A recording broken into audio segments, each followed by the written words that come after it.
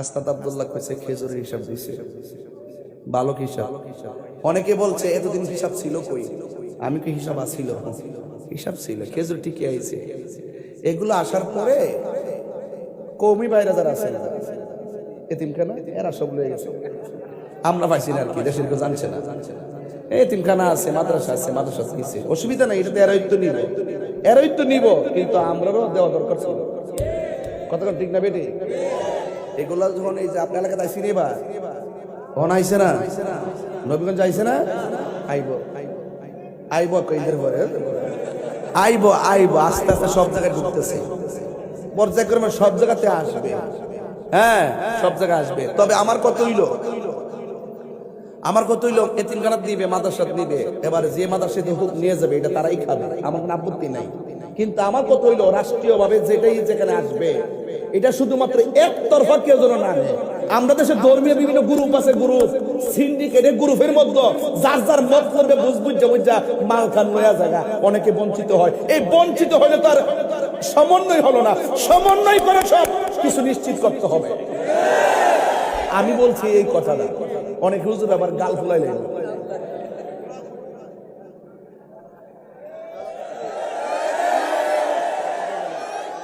বহুদিন পরে আমি সুযোগ পাইছি বাজার, মারহাবা জোরে খন।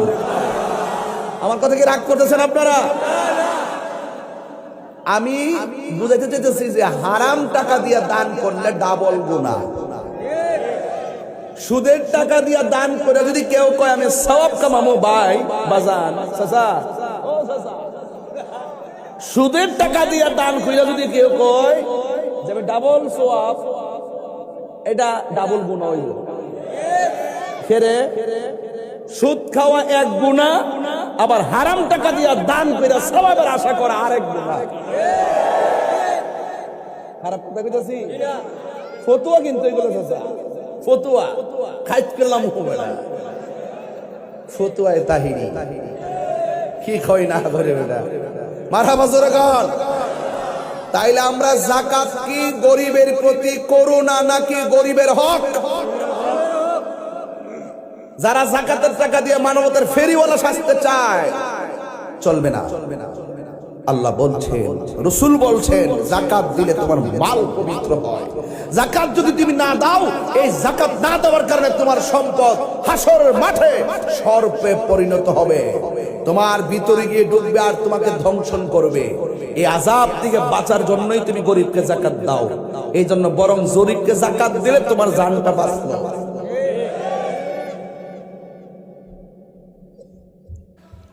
ঢাকার আশেপাশের বাবাজিরা, কত জায়গা থেকে আপনারা আজকে রাত্রে বসেছেন।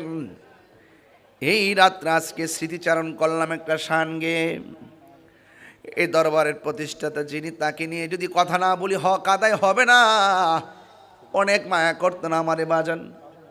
তবে একটা কথা বলে যেই দরবারে এসেছেন, আপনাদেরকে নিয়ে যেতে হবে কোরআন নাজিলের মাসে, কোরআন নাজিলের রাতে। আপনাদেরকে আমি বলবো, সৈয়দ ফকির মুসলিম উদ্দিন আহমদ নুরি সাহেব যেমন করে জিকিরের তালিম দিয়েছেন, জিকির আপনাদের করা লাগবে। ওয়াজ মাহফিল বছর বছর উলামায়ে কেরাম এসে যেভাবে কোরআনের দরস দিয়েছেন, কোরআন মতো নিজের জীবনকে বাস্তবায়ন করতে হবে। এই রাত্রটা অনেক গুরুত্বপূর্ণ রাত্র। আল্লাহ রাব্বুল আলামিন এই রাত্রে কোরআন নাজিল করে দিয়েছেন।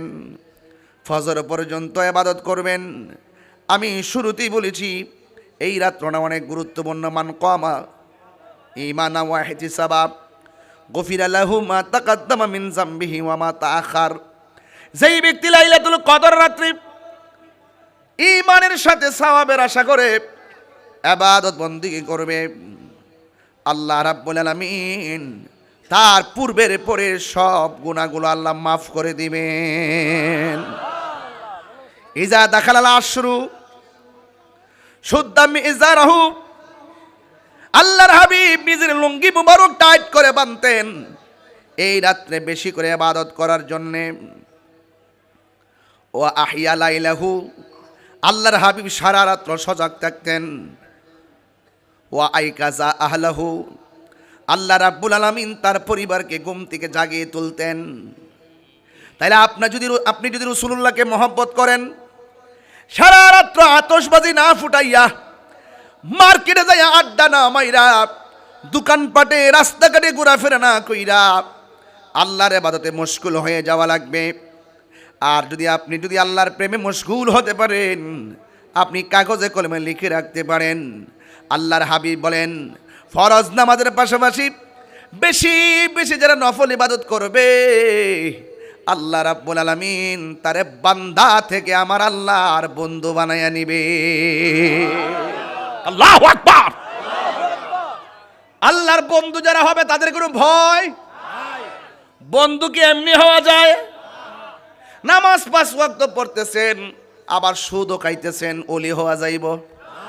নামাজ 5 ওয়াক্ত পড়তেছেন, মানুষের হক মাইরা খাইতেছেন, ওলি হওয়া যাবে? নামাজ 5 ওয়াক্ত পড়তেছেন, আবার মা বাবার লাথি মারতেছেন, ওলি হওয়া যাবে? নামাজ 5 ওয়াক্ত পড়তেছেন, আবার মানুষের গীবত করবেন, ওলি হওয়া যাবে? না না না না। আল্লাহর হাবিব বলেন, 5 ওয়াক্ত নামাজ পড়লে সাধারণ বান্দা থেকে খাঁটি বান্দা হয়। ও বন্ধু, বান্দা আর বন্ধু এক জিনিস না। আমার আল্লাহ রাব্বুল আলামিন হাবিব বলেন, 5 ওয়াক্ত নামাজের পাশাপাশি যারা বেশি বেশি নফল ইবাদত করবে, আল্লাহ রাব্বুল আলামিন তারে বান্দা থেকে আমার আল্লাহর বন্ধু বানায়া নিবে। আলা ইন্না আউলিয়া আল্লাহি লা খাউফুন আলাইহিম ওয়ালা হুম ইয়াহজানুন।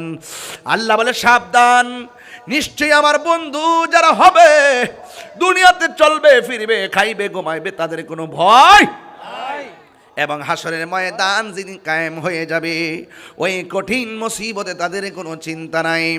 এই জন্য আমার যুবক ভাইয়েরা, আমরা যদি ওলি হইতে না পারি, ওলি আল্লাহর সোহবতে যাওয়া লাগবে।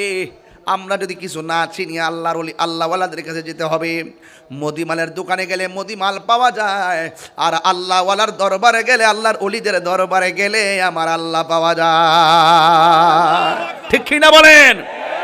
একটা হলো ভবের বাজার, আর একটা হলো ভাবের বাজার। ভবের বাজারে হারাম চলে, ভবের বাজারে মিথ্যা চলে, ভবের বাজারে দুর্নীতি চলে, ভবের বাজারে 2 নম্বরই চলে। একটা হলো ভবের বাজার, আর একটা হলো ভাবের বাজার।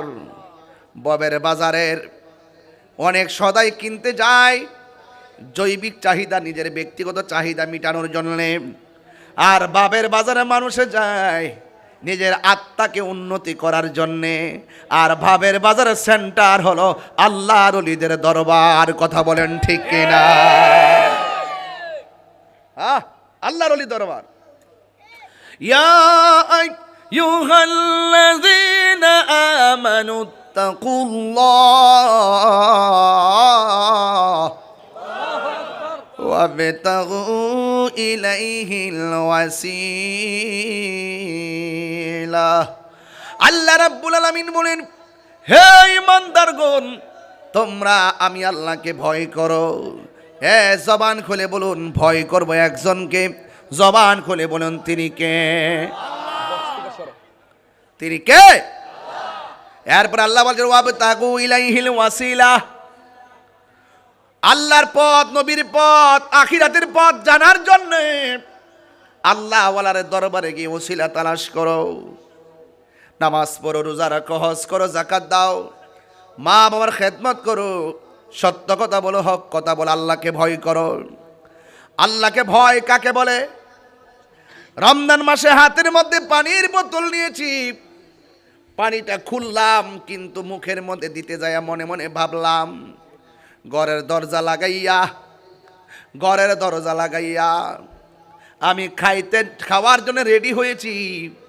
আমার মুখের মধ্যে পানি দিলে কেউ দেখবে না। হ্যাঁ বন্ধু, হঠাৎ করে পানির বোতলটা ফেলে দেয়, আর মনে মনে কয় আমি পানি পান করলে কেউ দেখবে না, কিন্তু আমাকে একজন দেখে। জবান খুলে বলেন, তিনি কে? এটার নামই হলো তাকওয়া। এটার নাম কি? আল্লাহ রাব্বুল আলামিন বলেন, ইয়া আইয়ুহাল্লাযীনা আমানু কুতিবা আলাইকুমুস সিয়ামু কামা কুতিবা আলাল্লাযীনা মিন ক্বাবলিকুম লাআল্লাকুম তাত্তাকুন।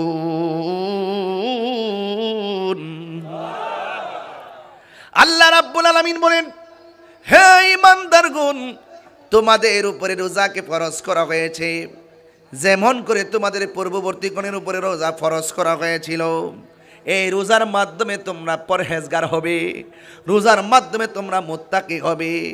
এই জন্য আল্লাহ বলছেন লাআল্লাকুম তাত্তাকুন। বন্ধু, যারা আল্লাহর ওলি হয়েছেন তাদেরকে দেখবেন সব সময় মিথ্যা কথা বলতে গেলে কষ্ট, আল্লাহ মারবে। জোরে কথা বলতে গেলে চিন্তা করে জোরে কথা বলা যাবে না। বন্ধুরে, মিরপুর ফকির বাড়ি দরবারের বাবারা, আল্লাহকে ভয় কি জিনিস আজকে বোঝাইয়া দিয়া যায়।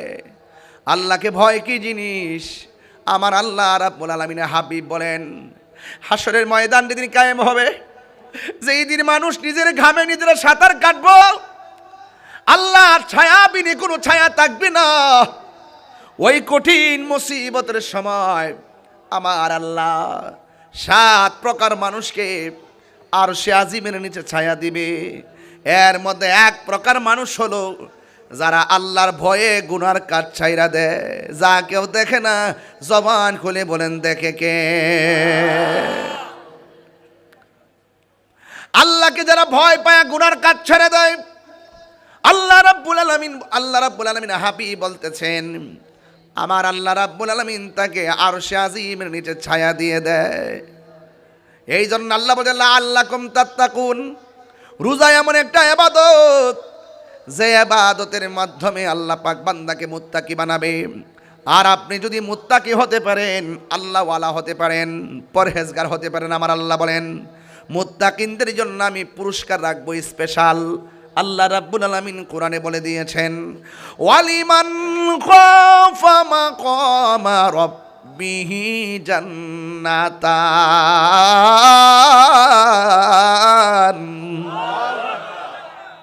অনেকের মুখ লড়ে নাই, গজব পড়ে গেছে। আল্লাহর তেলাওয়াত শোনার পরে যে মুখ বন্ধ থাকে, খোদা কি তরফ সে লানত, আর অনিচ্ছা হয়ে গেলে মাফ হয়ে যাবে।